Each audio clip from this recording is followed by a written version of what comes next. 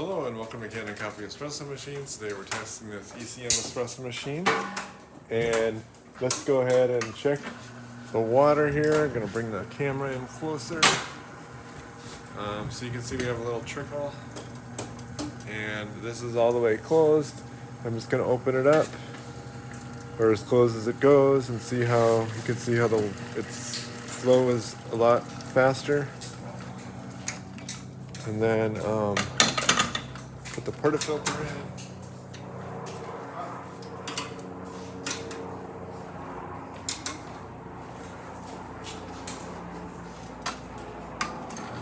Start with pre-infusion.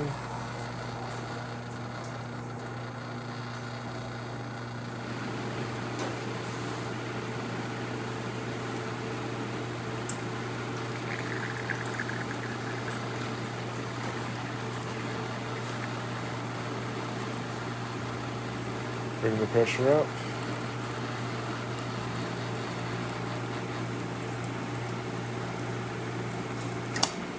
For this shot of espresso.